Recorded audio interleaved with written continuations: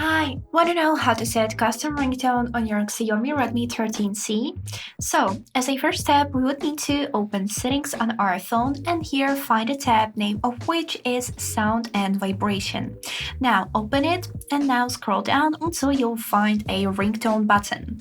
So we would need to click on it, here click on the ringtone again.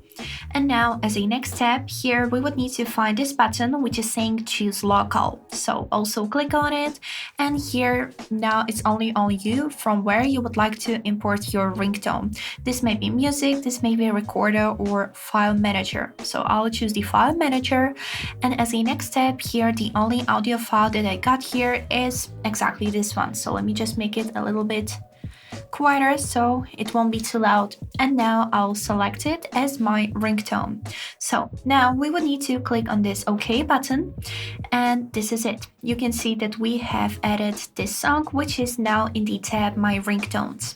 We would need to click on this green button Apply, and now choose for which SIM card we would like to apply this ringtone if you have two of them.